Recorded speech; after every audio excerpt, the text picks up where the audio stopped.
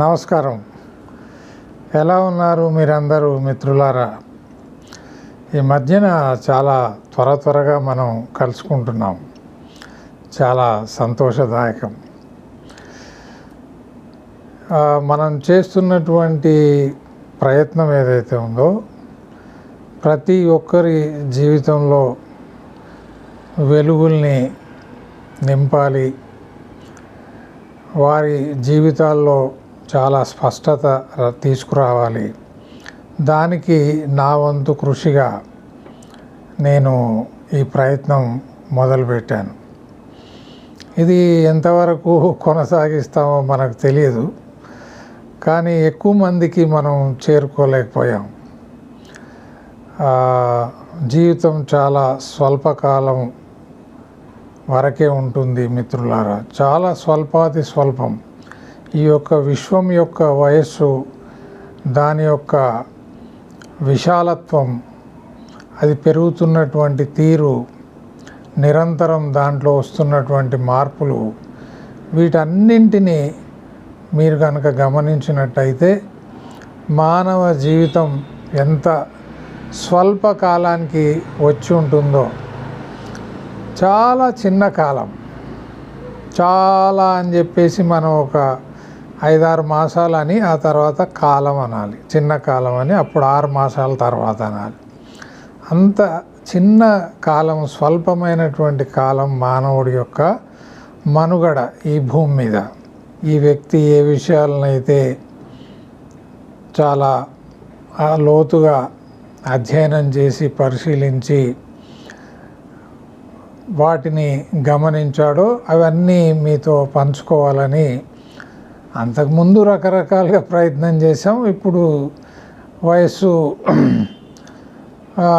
దాటింది కాబట్టి, ఆరోగ్యం కూడా సహకరిస్తలేదు కాబట్టి ఈ విధంగా యూట్యూబ్ ద్వారా మిమ్మల్ని అందరినీ చేరుకోవాలని ఈ ప్రయత్నంలో కనీసం ఒక వ్యక్తికైనా దగ్గరయ్యి ఆ వ్యక్తికి జీవితం యొక్క అమూల్యమైనటువంటి విలువేమిటో, జీవితం ఎంత గొప్ప సంపదో తీసుకురావాలని, వాళ్ళ దృష్టికి తేవాలనేటువంటి ప్రయత్నంలో భాగంగా ఇది చేశాం. ఎక్కువ మందిని మనం చేరుకోలేకపోయాం. అది ఆయా వ్యక్తుల యొక్క ఆసక్తి, లేదా బహుశా ఈ వ్యక్తి చెప్పేటువంటి విధానం కానివ్వండి, బహుశా ఈ వ్యక్తి చెప్పేటువంటి ప్రయత్నమే లోపభూయిష్టంగా దాంట్లో లోపాలు ఉండొచ్చు. నేను కూడా ఎంతకాలం ఇవి కొనసాగిస్తానో తెలియదు. నేను క్యాన్సర్ సర్వైవర్ని, 2 సంవత్సరాలుగా ఈ వ్యాధితో ఉన్నాను. మళ్ళీ అది ఇప్పుడు 2 సంవత్సరాల తర్వాత మళ్ళీ తిరిగి పుంజుకున్నట్టు అనిపిస్తుంది. ఇదంతా ఒక భాగం. పుట్టుక మరణం అనేది చాలా స్వాభావికం. ఇన్ఫ్యాక్ట్ మీకు ఒక విషయం నేను మనవి చేయదలిచాను ఏంటంటే, చావు అంటే ముగింపు. ఒక పని మొదలుపెట్టినప్పుడు ఆ పనిని మనం ముగించాలి కదా. అదే పని మనం చేసుకుంటూ పోతే ఎంత విసుగు వస్తుంది కదూ. ఆ పని ముగిసిందని చెప్పి మనం ఏం చేస్తామంటే ఒక సంబరాన్ని మనం చేస్తాం. ఉదాహరణకు ఇల్లు కట్టుకుంటున్నాం అనుకోండి. ఆ ఇల్లు కట్టడం పూర్తయిన తర్వాత 2 ఏళ్ళు 3 ఏళ్ళ తర్వాత పూర్తయిన తర్వాత మనం ఏం చేస్తాము, అందరిని పిలిచి, మిత్రులను, బంధువులను పిలిచి దాన్ని ఒక పండగలాగా, వేడుకలాగా జరుపుకుంటాం. నిజానికి అక్కడ జరిగింది ఏమిటి? ఇంటి ప్రారంభోత్సవం అంటాం, కానీ అది కాదు. మనం చేపట్టినటువంటి ఇంటి నిర్మాణం పూర్తయింది, ముగిసింది. తిరిగి ఒక కొత్త చాప్టర్, ఒక కొత్త అధ్యాయం దాంట్లో ఉండబోతున్నాం. కాబట్టి ఆ కొత్త అధ్యాయానికి మనం శ్రీకారం చుడుతూ, అయిపోయినటువంటి పనికి ముగింపు పలుకుతూ మనం ఆ వేడుకను చేసుకుంటాం, ఆ పండగను చేసుకుంటాం. ఇలాగే ప్రతిదీ కూడా ఇది అంతే. జీవితం మనకు వచ్చింది, ఇది అపూర్వమైనటువంటి కానుక. నేను చాలాసార్లు చెప్పాను. ఇది ఏదో ఒక రోజు ముగియాక మానదు. దాన్ని కూడా మనం చాలా వేడుకగా, ఒక పెద్ద పండగలాగా జరుపుకోవాలి. So life is a celebration. జీవితం అనేది ఒక పెద్ద సంబరం. పుట్టిన నాటి నుంచి మరణించే వరకు కూడా దీనికి మించినటువంటి సంబరం, ఉత్సవం, పండుగ ఇంకేదీ లేదు. అంటే ప్రతి క్షణాన్ని మనం నిజానికి ఒక పండుగలాగా జరుపుకోవాలి. Celebrate every moment of your life. That so many people said it. ఎంతోమంది అంటుంటారు ప్రతి క్షణాన్ని ఒక పండగలాగా చేసుకోండి అని. అలా చేసుకునే వాళ్ళు ఎంతమంది ఉన్నారు? మనం మొదటి నుంచి చెబుతున్నది ఒకటే, జీవితం, జీవించడం. ఈ రెండు. మిగతా అన్నీ వాటికి పెద్ద ప్రాధాన్యత లేదు. ఎంత సంపాదించాము, ఎంత చదువుకున్నాం, వాటికి పెద్ద ప్రాధాన్యత లేదు. ప్రేమ, కరుణ, గౌరవం కలిగినటువంటి జీవితాన్ని ఇతరులకు కూడా మనం పంచేది అదే, ప్రేమ, కరుణ మరియు గౌరవం. ప్రతి సంబంధాన్ని మనం ప్రేమించాలి, గౌరవించాలి. మనం చెప్పాం కదా, ఈ 3 లక్ష్యాలు కనుక మీ జీవితంలోకి వచ్చేస్తే మీరు ఎంత సంపాదిస్తారనేది అసలు అప్రస్తుతం. దానికి అసలు విలువే లేదు. ఎంత చదువుకుంటారన్న దానికి కూడా ఏం విలువ లేదు. ఈ 3 లక్షణాలు కనుక మీ వ్యక్తిత్వంలో, మీ జీవితంలో వస్తే మీకు మించినటువంటి సంపన్నుడు, ధనికుడు, మహాజ్ఞాని ఇంకెవరు ఉండరు. మీరు ఎవ్వరి దగ్గరికి వెళ్ళాల్సిన అవసరం లేదు. ఏ పుస్తకం చదవాల్సినటువంటి అవసరం లేదు. నేను ఎన్నోసార్లు చెప్పాను, పుస్తకం ద్వారా చాలా అస్పష్టమైనటువంటి మాటల్ని మనం వింటాం, నేర్చుకుంటాం తప్ప తిరిగి వాటిని మన జీవితానికి అన్వయించుకోవడానికి, వాటిని జీవితంలో ఎలా మనం ఉపయోగించుకోవాలనేది మళ్ళీ మన చేతుల్లో ఉంది. అది దాన్ని ఏ విధంగా అర్థం చేసుకుంటాం, ఎంత మేరకు, ఎంతవరకు దాన్ని ఉపయోగించుకుంటాం, ఈ 2 సవాళ్ళు మన ముందు ఉంటాయి. కాబట్టి ఆ 3 లక్ష్యాలు ఏమిటి? పరస్పరం సహకారం, ఒకరికొకరు సహాయం చేసుకోవడం, కలిసి జీవించడం. 3వది శాంతికి చాలా ప్రాధాన్యత ఇవ్వడం, సుఖానికి కాదు. సుఖం అనేది శరీర సంబంధమైనటువంటిది, మానసికమైనటువంటిది కొంత మేరకు.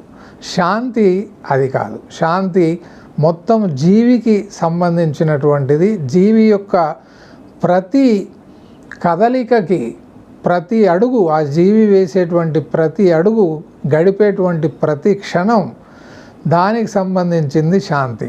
అంటే ఆ వ్యక్తి శాంతిగా ఉంటూ, ఎవరికి అపకారం చేయకుండా, తనకు తాను అపకారం చేసుకోకుండా, 2 కూడా. You don't abuse yourself, at the same time don't abuse any relationship. ఆ విధంగా అద్భుతంగా నీ జీవితం కొనసాగుతుంది. కాబట్టి చూద్దాం. అందుకే ఈ మధ్య మనం వేగం కూడా పెంచాం. ఎక్కువ వీడియోస్ చేసి ఎక్కువగా మనం అప్లోడ్ చేసేటువంటి ప్రయత్నం చేస్తున్నాం. జీవితం దొరికింది అయాచితంగా, ఏం అడగకుండానే దొరికింది. ఎలా దొరికిందో కూడా ఎవరికి తెలియదు. తెలుసుకోవడానికి మార్గం ఉంది, ప్రస్తుతానికి తెలియదు. నేను అంటాను కదా, కోటిలో ఒక్కరికి కూడా జీవితం ఎలా దొరికింది, ఎందుకు దొరికింది అని మరి తెలుసో తెలియదో నాకు తెలియదు. కాబట్టి జీవితం దొరికింది. ఈ జీవితాన్ని ఎలా గడపాలి, ఈ జీవితంతో ఏం చేయాలి, ఈ జీవితంలో ఏం చేయాలి, ఇవి మొదటి నుంచి మనం వీటి మీదే దృష్టి పెట్టాం. ఇక ఈ పరస్పర సహకారానికి విషయం వస్తే చెప్పాను కదా, మొత్తం